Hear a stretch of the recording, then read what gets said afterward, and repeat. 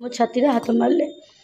ମୁଁ କହିଲି ନନା ୟାକୁ କ'ଣ ଏମିତି ସବୁ ୟାକୁ କ'ଣ ପୂଜା ନା ତାହେଲେ ମୁଁ ପୂଜା କରିବିନି, ଉଠିକି ପଳେଇଯିବି। ଆଉ ଯେତେବେଳେ ଏମିତି କରିକି ମୋତେ କହିଲେ ଶୁଅ, ମୁଁ କହିଲି ଶୋଇବି କ'ଣ, ପୂଜା କରିବ କି ଶୋଇବି କ'ଣ। ମୁଁ ସେଇଠୁ କବାଟ ଦେଇ ଦେଇଛନ୍ତି। ମୁଁ କହିଲି ହଉ, ମୁଁ ସେଇଠୁ ଶୋଇବା ଭିତରେ ମୋ ଲୁଗା ଯେମିତି ଟେକିଲେ ମୁଁ ରଡ଼ି କରିକିରି ତା ନନାଙ୍କୁ ପେଲି ଦେଇକିରି ମୁଁ କବାଟ ଖୋଲିକି ମୋ ସ୍ୱାମୀ ହେରିକା ଆଉ ଆମର ଦୋକାନ ପିଲାମାନେ ହିଁ ପଦାରେ ଥିଲେ। ସେ ଯେଉଁଠୁ ଉଠିକିରି ସବୁ ଦୌଡ଼ା ଦୌଡ଼ି ଆସିକି ନନାଙ୍କୁ ସବୁଠୁ ଧଇଲେ। କାଲି ସେ ନନା ଯାଇଥିଲେ ପୂଜା କରିବାକୁ, କହିଲେ ନିଷ୍ଠାରେ ଥିବ, ଅରୁଆ ରୋଷେଇ କରିଥିବ, ସନ୍ଧ୍ୟାବେଳକୁ ଯାଇ ପହଞ୍ଚିବି, ସନ୍ଧ୍ୟାବେଳେ ଯାଇକିରି ମୁଁ ପୂଜା କରିବି। ହେଲେ ସିଏ କ'ଣ କଲେ ନା ରାତି 9ଟା ସୁଦ୍ଧା ଯାଇକି ପହଞ୍ଚିଲେ ଯେମିତି ଏଠୁ ପୂଜା କରିବା ସମୟରେ ମୋ ପିଲାମାନେ ବସିଲେ, ମୋ ଶାଶୁ ଶ୍ୱଶୁର ସମସ୍ତେ ବସିଛନ୍ତି। କହିଲେ ନାଇଁ ସମସ୍ତେ ପଦାକୁ ଯାଅ, ମୁଁ ଏକୁଟିଆ ତାଙ୍କୁ ମାଆଙ୍କୁ ପୂଜା କରିବି। ସେଠୁ କବାଟ ଦେଲେ, ବସିଲେ।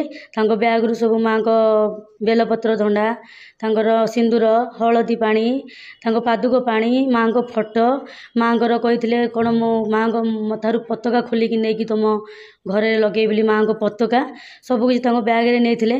ତା ବ୍ୟାଗରୁ ପୁଣି ବାହାରୁଛି ପକେଇକିରି କଣ୍ଡମ ବାହାରିଲା, ସେଠୁ ଏକୁ ଯେଉଁ କ'ଣ କି ସେଣ୍ଟ ଗୋଟେ ସିଏ ବାହାରିଲା, କି ତେଲ ଗୋଟେ ତାକୁ ବାହାରିଲା, ଘିଅ ନେଇଛନ୍ତି ଡବା, ଘିଅ ବାହାରିଲା ସବୁକିଛି। ମୁଁ କହିଲି ନନା ପୂଜା କରିବାକୁ ଆସିଛ, ଆଉ ଏସବୁ କ'ଣ ନା ତୁମେ ବସ, ମୁଁ ପୂଜା କରିବି।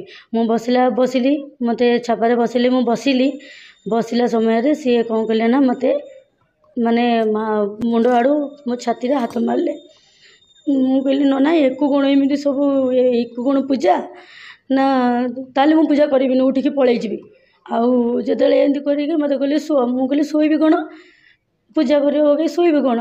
ମୁଁ ସେଇଠୁ କବାଟ ଦେଇ ଦେଇଛନ୍ତି। ମୁଁ କହିଲି ହଉ, ମୁଁ ସେଇଠୁ ଶୋଇବା ଭିତରେ ମୋ ଲୁଗା ଯେମିତି ଟେକିଲେ ମୁଁ ରଡ଼ି କରିକିରି ତା ନନାଙ୍କୁ ପେଲି ଦେଇକିରି ମୁଁ କବାଟ ଖୋଲିକି ମୋ ସ୍ୱାମୀ ହେରିକା ଆଉ ଆମର ଦୋକାନ ପିଲାମାନେ ହିଁ ପଦାରେ ଥିଲେ।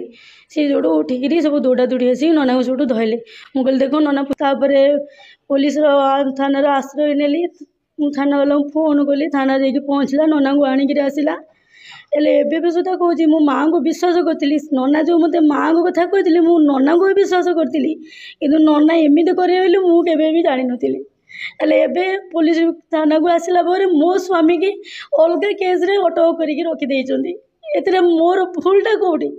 ମାନେ ମୁଁ ଗୋଟେ ନାରୀ, ହେଲେ ମାନେ ମାଆଙ୍କ ମନ୍ଦିରରେ ଏମିତି କାମ କରାଯାଉଛି। ମୁଁ ଆସିକି ଥାନାରେ FIR ଦେଲି, କିନ୍ତୁ ଓଲଟି ମୋ ସ୍ୱାମୀକି ଅଟକ କରାଯାଉଛି। ଏଇଠାରେ ମୋତେ କ'ଣ ନ୍ୟାୟ ମିଳିବ?